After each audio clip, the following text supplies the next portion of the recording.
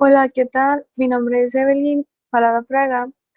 Soy estudiante de la carrera de Ingeniería Industrial en el Instituto Tecnológico de Piedras Negras. Este video corresponde al trabajo de la unidad 4, acabados superficiales de la materia Procesos de Fabricación. Esta materia es impartida por el docente Juan Antonio Cerrato Frausto. Esta unidad se divide en 7 subtemas, ¿verdad? Que son el rectificado, pulido, bruñido, lijado, tamboreo, esmerilado, galvanoplastía y pintura. Primero que nada, vamos a hablar de el concepto de rugosidad superficial. Esta rugosidad o textura primaria también es conocida de esa forma. Está formada por surcos o marcas que se dejan en la superficie de la pieza que estamos tratando. Eh, en el proceso que se llevó anteriormente, que es el proceso de mecanizado. Eh, Junto con la rugosidad puede presentarse la ondulación y como se puede ver en la imagen que se presenta aquí, eh, la rugosidad serían las líneas que se logran ver en la figura y la ondulación serían esas subidas y bajadas, podríamos decirlo así, de una manera más simple para comprenderlo. Después ya entrando a lo que son los procesos, tenemos el 4.1, que es el rectificado. El rectificado es una operación de mecanizado cuyo objetivo es conseguir un acabado superficial de calidad. Se realiza en piezas que requieren medidas y tolerancias exigentes y pueden ser, estas medidas y tolerancias pueden ser dimensionales, que se refiere a todo aquello relacionado con el diámetro, la longitud y ángulos. También pueden ser geométricas, que esto hace referencia a la concentricidad, el paralelismo, entre otros. O pueden ser de acabado superficial, que es la rugosidad, como lo hemos mencionado anteriormente, y la dirección de rayado, etcétera. El rectificado se diferencia de otros procesos ya que la remisión de viruta que hace es relativamente pequeña a comparación de los otros que vamos a mencionar. La herramienta que se utiliza en el rectificado recibe el nombre de muela abrasiva y esta está constituida por granos de cuarzo, carburo de silicio, corindón y un aglutinante. Es- Este proceso suele realizarse tras un torneado o fresado. Algunos ejemplos del rectificado es en herramientas de corte, transmisiones, biselados y amarres. Eh, También el material abrasivo de la muela se selecciona de acuerdo al material que se va a rectificar. Uno de ellos, y anteriormente mencionado también, es el óxido de aluminio. Este se usa para rectificar aceros. El carburo de silicio, para rectificar metales no férricos, cerámicas y fundiciones. El nitruro de puro cúbico se utiliza para el rectificado a altas velocidades de aleaciones termoresistentes y el diamante se utiliza para el rectificado a alta velocidad de herramientas de corte. La muela está en una máquina llamada rectificadora y de esta también tenemos varios tipos. Tenemos rectificadoras planas y de superficies. En esta clasificación se encuentra la rectificadora frontal, que en esta rectificadora la muela se ubica sobre el eje horizontal y se desplaza de forma rectilínea sobre la pieza. También se encuentra la rectificadora tangencial, que al contrario de la frontal, la muela gira sobre el eje vertical con movimientos circulares y pendulares. También tenemos rectificadoras cilíndricas. En esta clasificación tenemos 3 tipos, que son las externas, las internas y sin centro. También existen las rectificadoras universales, que son encargadas de mecanizar cuerpos de revolución, lo que las hace máquinas aún más grandes que las que hemos mencionado anteriormente. Y también existen las rectificadoras CNC. Nuestro subtema 4.2 es el pulido. Este proceso se puede realizar a mano o en máquinas especiales. Se puede realizar tanto a metales como a otro tipo de materiales. La herramienta para pulir o lapiar, también conocida de esa forma, recibe el nombre de pulidora, y esta tiene el reverso de la forma que se le desea dar a la pieza. Gracias a este proceso, los metales se limpian, se abrillantan y se restauran. Para llevar a cabo el proceso de pulido, se presiona la pulidora contra la pieza que se está trabajando, se mueve hacia atrás y hacia adelante sobre la superficie, sujetando todas las proporciones de la pieza a la misma acción. Y entre las partes de la pulidora, nuestra parte más importante o la que realiza el trabajo es el bonete o almohadilla de pulido, que es lo que tiene contacto directo con la pieza y realiza el acabado. En la clasificación de las pulidoras tenemos dos tipos. Una de ellas es la pulidora rotatoria o circular. Como su nombre lo dice, esta crea forma de círculos oscilando de esa manera. La otra pulidora es la de doble acción u orbital, y esta pulidora. Nuestro siguiente tema, 4.3, es el bruñido. El bruñido es un proceso mediante el cual un accesorio de corte alojado en la herramienta de bruñido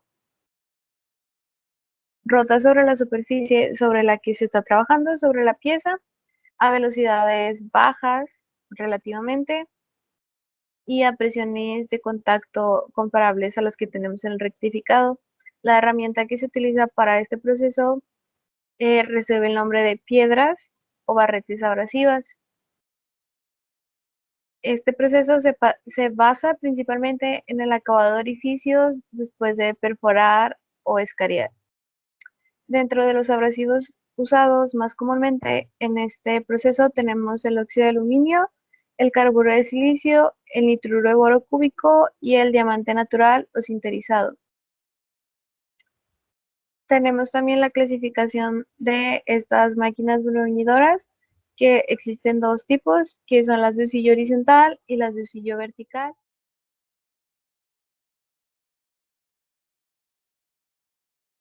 Además, describimos dos tipos de bruñidos, que es el de interiores y exteriores. Nuestro subtema 4.4, lijado tamboreo, veremos principalmente los dos conceptos que se mencionan.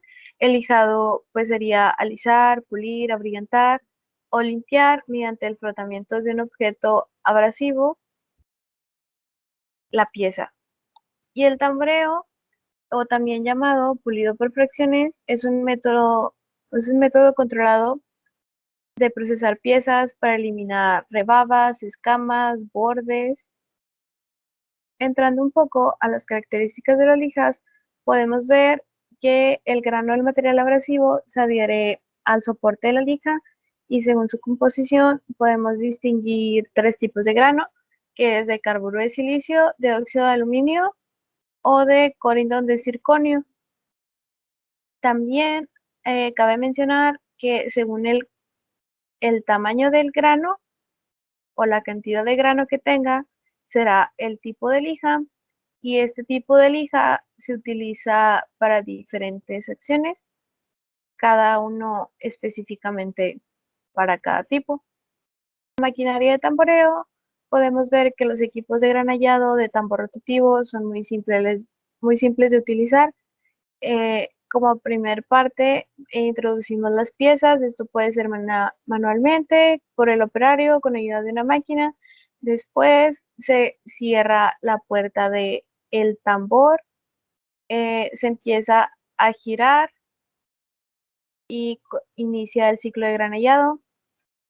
Una vez que termine este ciclo, se detiene de forma automática el tambor y ya se puede abrir este para descargar las piezas ahora. Tenemos nuestro subtema también 4.5, el esmerilado.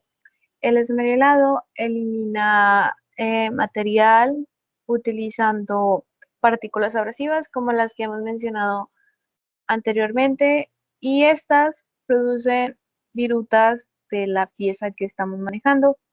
Se realiza con una herramienta de nombre esmeril o esmeriladora.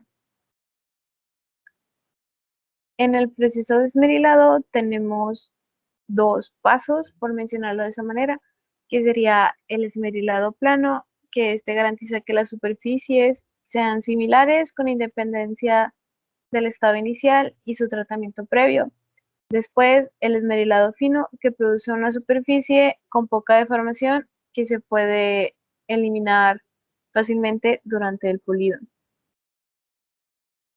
Los materiales abrasivos utilizados pueden ser naturales como el esmeril y el corindón, o artificiales como el alundum, carborundum, óxido de cromo, diamantina, etc.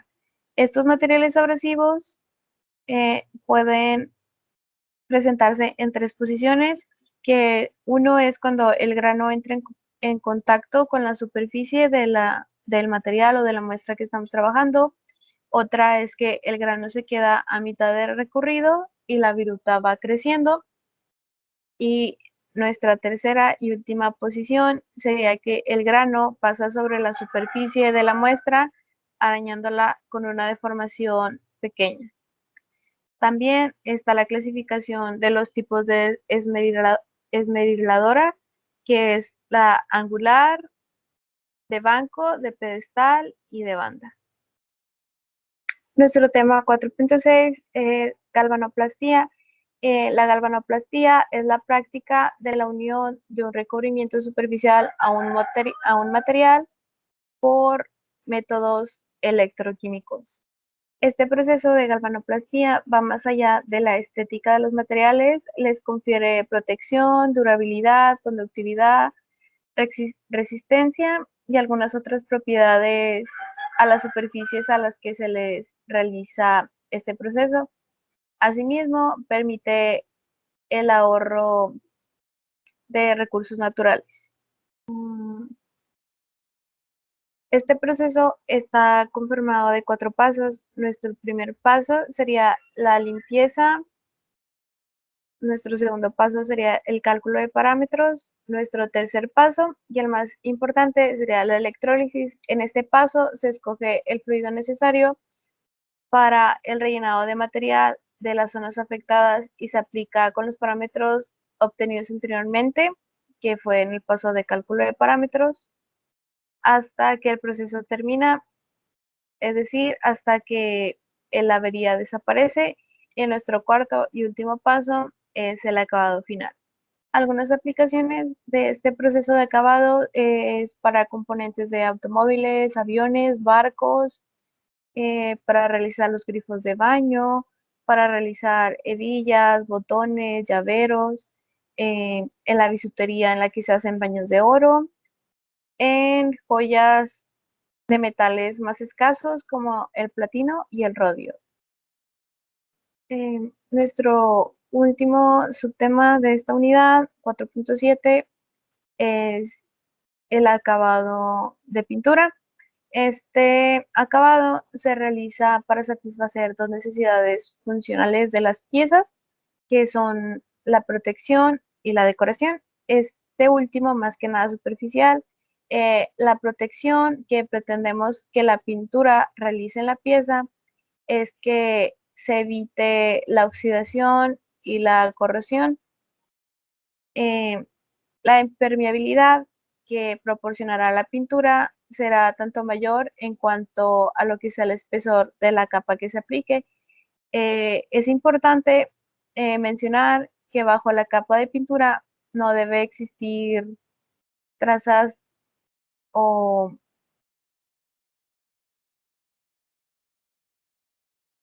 o presencia de oxígeno y humedad para evitar que se inicie la corrosión. La pintura está compuesta principalmente por cinco cosas, por decirlo de ese modo, que son los pigmentos, que son los que proporcionan el color, la viscosidad y el poder de recubrir que tiene la pintura. Nuestro siguiente componente son las cargas, que son un tipo especial, por llamarlos así, de pigmentos. Otro componente serían los disolventes y ligantes. Y nuestros últimos componentes de la pintura serían los secantes y aditivos. Bueno, muchas gracias por ver y esto sería todo por mi parte de la unidad 4 de acabados superficiales. Repito, la materia procesos de fabricación de la carrera de Ingeniería Industrial impartida por el docente Juan Antonio Cerrato Frausto.